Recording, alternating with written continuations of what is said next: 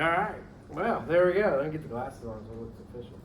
No. All right. So, given that I had very short notice to put this together, less than 24 hours, and a work day, and everything else in between, the options were the type 2 fusion protein of the human metapneumovirus and the thermodynamics behind how which it invades your cells. Always got that in my back pocket. Or I started looking for some Masonic content. So I started going to the various sources, trying to find something of interest that could be done more of a historical than a philosophical context. So I started looking for your typical names, the Scarretts and the Pikes and the various others.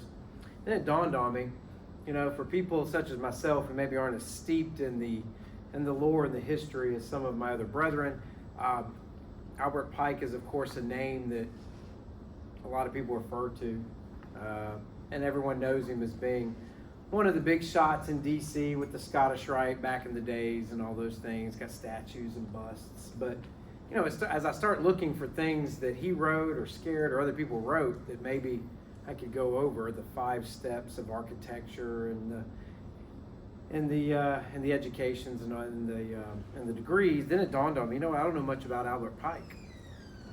I mean, outside of that, that's really all I know. I'm sure Lane's looked up much more than that, but for those of us who maybe aren't quite as steeped in the knowledge of our ancient brethren, it dawned on me, I don't know much about Albert Pike, just as a person. Outside of how he's known within the Scottish Rite, I really don't know much else. There we go. See, like I said, I knew you'd know this. Yeah, sure. But for those of us, like myself, oh, you knew about the Indian chief too? See, you're stealing all my thunder. But anyway, so I started then deciding, well, look, that's the way we're going to do this. We're going to do something nice and simple. I got, you know, just a couple hours to put something together on short notice. And it dawned on me that this might work for those of us who hear about a lot of these historical figures and maybe don't know a lot about them outside of what they're known for within the Masonic order. So I said, so who is Albert Pike? So I started looking around, combination of sources. A lot of this will be written by James Tresner II, who wrote a lot about Albert Pike back in 1996. I found one of his archives. I may have also stole a little from Wikipedia and some other places, but for whatever. But most of it came from Tresner and some of the accounts that he had from other people that wrote about Albert Pike back when he was, surprisingly, at his own funeral, which is an interesting story. Did you know that one? He was at his own funeral? He was at his own funeral. Yeah. Okay, here we go. So see, maybe something you didn't know. All right, so Albert Pike, let's do the basics. Benjamin and Sarah Pike were his parents. He was born on December 29th, 1809. My dad's birthday, not the 1809 part, December 29th. He's not that old. And he passed away on April 2nd, 1891. Made it 81 years. That's pretty long for back in the day. Just going to throw that out there. He was a smoker and a drinker. I was about to say, yeah. From what I can read, this is an interesting cat. He may be my new spirit animal or a person I aspire to be. I had no idea this guy was this interesting. I figured he was, you know, more like Lane, just kind of, you know, really interesting philosophical stuff, but not really. No, I'm just kidding. I'm just kidding. So yeah, he was. He had a very colorful life. Where was he raised? You know? Do what? Where was he raised? You know? He spent a lot of time in Arkansas. I know that's where he ended up. Well, he ended up in D.C., which is where he died. Okay. But he did a whole lot of stuff in Arkansas, and he traveled all the way west. You know what? I may not have picked where exactly he was "quote unquote" raised. Good question. I was just curious. I may have missed that. I didn't remember. But Tresner wrote that you know, when you mention the name Albert Pike, you get one of 3 reactions. He was like, generally people seem to react to them in 3 different ways. The first one is, Pike. And then they assume a pose of silent rapture, supposedly at Pike's overwhelming greatness. But actually, so no one can ask them anything about them because they haven't read any of his stuff. The second and larger group of people go, Pike. And then they stomp off. They haven't read Pike either, But everyone's told them he's too hard to understand, so watch Rob. All right. Now, the third group, who's actually read some of Albert Pike's writings, come up with, wow, what a man. All right, so we're gonna follow that vein a little bit more here. One of the things Tresner notes is that part of the issue is he maybe suffers from too much plaster, meaning he's got statues and busts and all these things within our lore in D.C. and other places, Arkansas and some others, that he's almost seen as beyond reproach or not a real person. Of course, that's not true. He may be the patriarch when it comes to things like the Scottish Rite, but he was a lot more than that. He was quite an interesting cat. The Pike we need to know better is not the patriarch of some of our Masonic chapters, but the pioneer, the friend, and the crusader for justice for the Native Americans. And as you mentioned, he's actually was liked well enough in one of the tribes, they paid him the almost unheard of honor of making him an honorary chief. Interesting.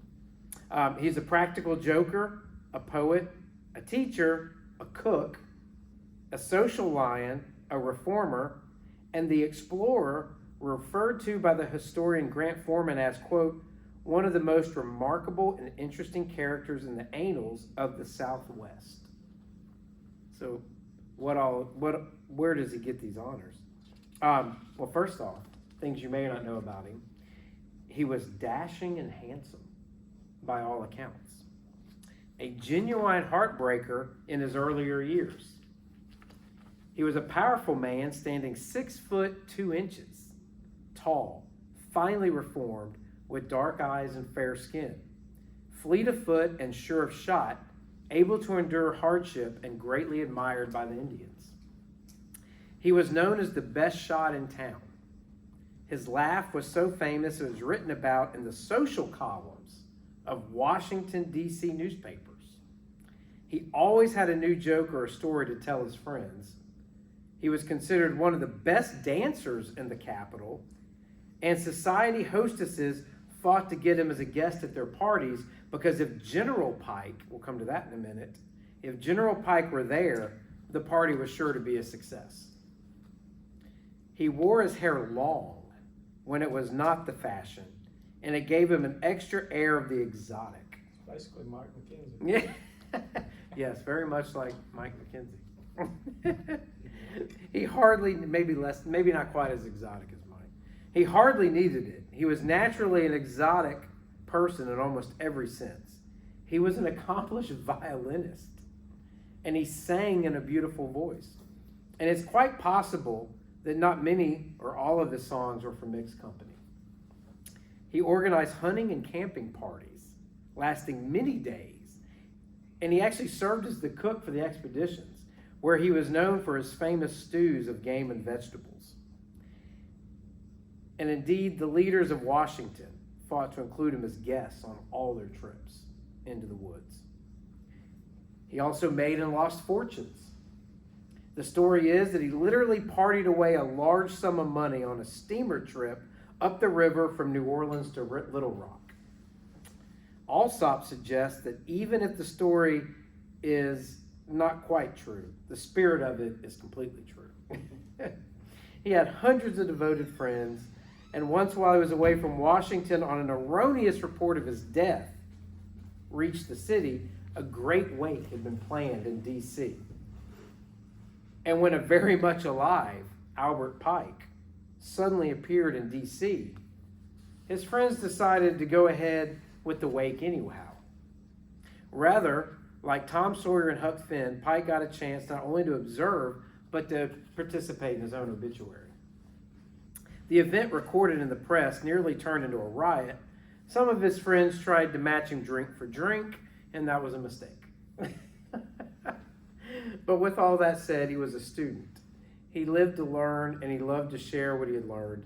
His friend Thomas Hatch wrote of Pike shortly after his death, he would spend out the stores of his knowledge with such infinite tact and grace that the ignorant man would not feel oppressed by the contrast between them, and the learned would listen to him, wondering at his wisdom.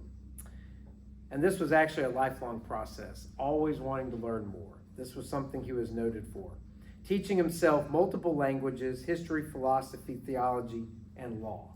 In fact, with law, his ability was soon far enough for him to become one of the best-known lawyers in the South and to actually serve as a justice of the Supreme Court of Arkansas during the Confederacy. On March 9th, 1849, he was admitted with Abraham Lincoln and Hannibal Hamlin to practice before the U.S. Supreme Court. He also was an educator, and in 1853, he was elected president of the Board of Trustees for St. John's College of Little Rock. And even as he aged, his talents didn't dull.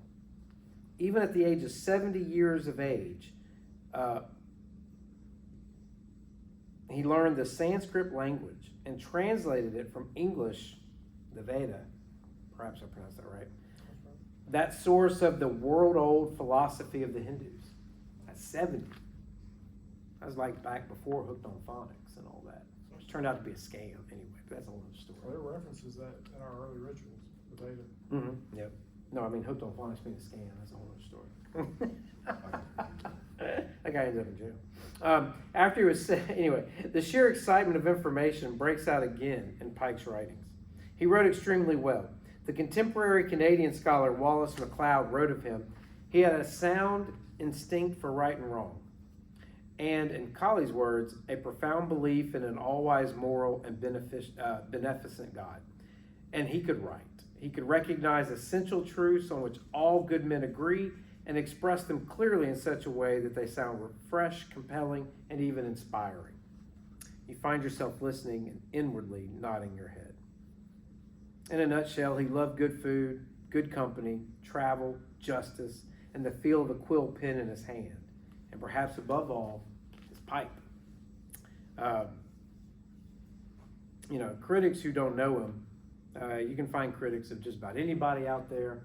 They essentially try to paint him as someone who's not connected to the real world, lives up in an ivory tower somewhere. You'll find a lot of his critics saying that he's one of those, academic scholars who just sits up there and writes, doesn't really connect with the people. But that's really not true in this case. He may be a plaster patriarch, but the reality is there are very few ivory towers on the battlefield. And Pike was a general. Ivory towers were even rarer on the frontier, where a man ate only if he could hunt his dinner, where he was at a constant risk of death from bandits and marauders, where there was often the danger of dying of thirst in the desert or freezing in a blizzard, and where losing one's horse might just mean a 500-mile trek to the nearest town. All of those things happened to Pike, as Admiral Winfield Scott Schley wrote. There's actually very little known of the vast regions lying west of the great Mississippi River at the time. They were covered with primeval forests, arid plains, and foreboding mountain ranges over which wild animals roamed to the menace of life and limb of anyone whose hardy self would venture. New Mexico at that period, we're talking 1831, was far beyond the frontier of our country, and between the two, a terra incognito, as it was described, into which few ventured with many hope of return. Pike's thoughtfulness and introspection did not come from ease and comfort. As he wrote, "I have acquired by wild and desolate life a habit of looking steadily in upon my own mind and of fathoming its resources, and perhaps solitude has been a creator of egotism." It may not be egotism exactly, but since Pike arrived at a position only after considerable thought, he was not easily swayed. He was always willing to discuss his opinions and could be convinced with sufficient evidence when he was in error. So who was this man? As a teacher, he commanded an immense knowledge of both classical literature and history. As a lawyer, he offered such legal expertise and personal honesty that he became one of the most respected counsels of mid-19th century America. As a pioneer, he traveled extensively and recorded his impressions vividly. And as a general, he was a leader. As a writer and a poet, he transformed the literature of our Scottish Rite. He was truly a multidimensional man, and his special genius was the ability to infuse every endeavor with absolute commitment. He had faith in himself and faith in America and the love of a country, and it motivated him in freedom.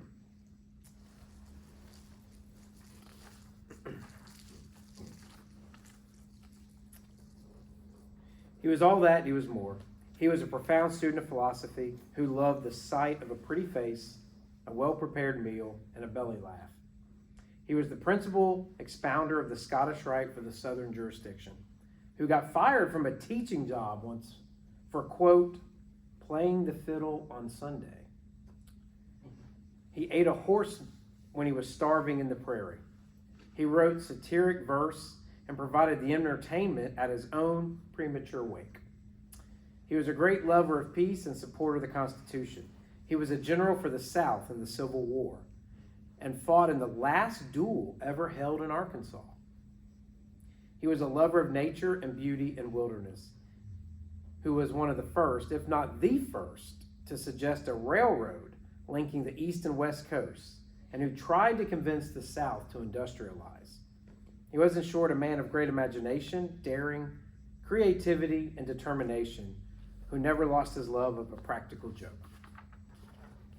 Just a little bit more about some of the people that we actually use in our lore and writings as part of our basis for Masonic principles.